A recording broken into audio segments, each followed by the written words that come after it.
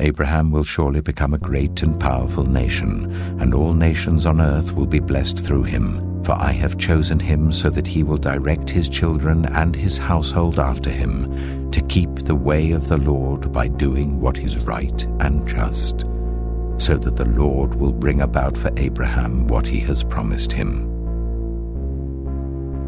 Then the Lord said, "The outcry against Sodom and Gomorrah is so great, and their sin so grievous, that I will go down and see if what they have done is as bad as the outcry that has reached me." The men turned away and went towards Sodom, but Abraham remained standing before the Lord. Then Abraham approached him and said, "Will you sweep away the righteous with the wicked? What if there are 50 righteous people in the city? Will you really sweep it away and not spare the place for the sake of the 50 righteous people in it, treating the righteous and the wicked alike? Far be it from you.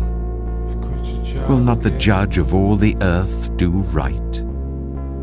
The Lord said, "If I find 50 righteous people in the city of Sodom, I will spare the whole place for their sake."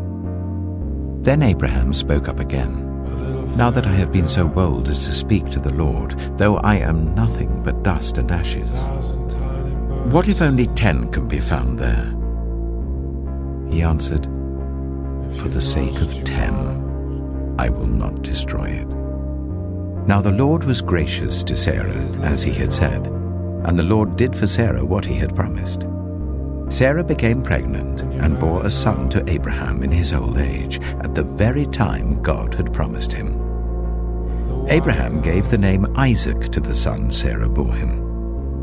When his son, Isaac, was 8 days old, Abraham circumcised him as God commanded him.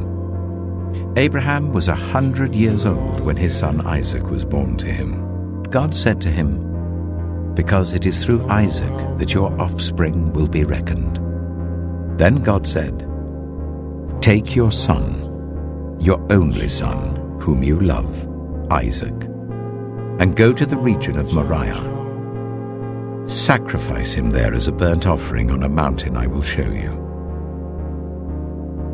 Early the next morning, Abraham got up and loaded his donkey. He took with him 2 of his servants and his son Isaac.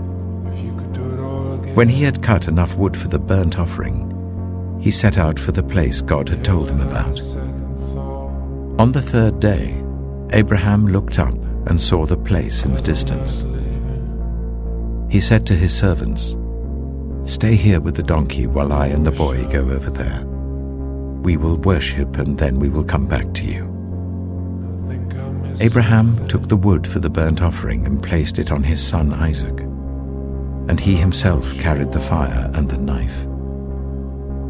As the 2 of them went on together, Isaac spoke up and said to his father Abraham, "Father?" "Yes, my son," Abraham replied. "The fire and wood are here," Isaac said, "but where is the lamb for the burnt offering?"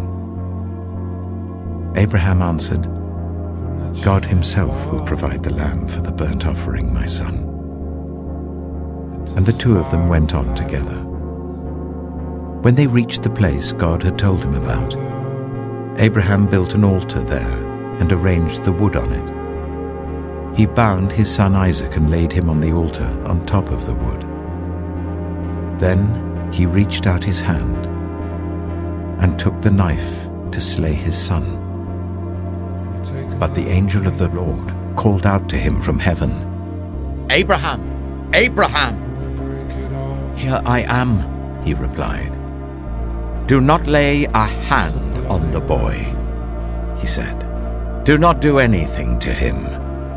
Now I know that you fear God, because you have not withheld from me your son, your only son." Abraham looked up, and there in the thicket he saw a ram caught by its horns.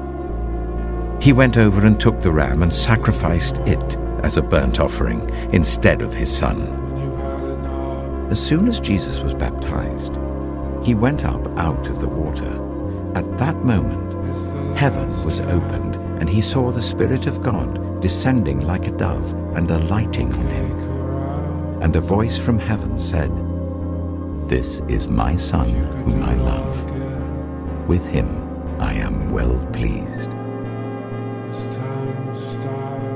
For God so loved the world that he gave his one and only Son, that whoever believes in him shall not perish, but have eternal life. For God did not send his Son into the world to condemn the world, but to save the world through him. Whoever believes in him is not condemned, but whoever does not believe stands condemned already, because they have not believed in the name of God's one and only Son.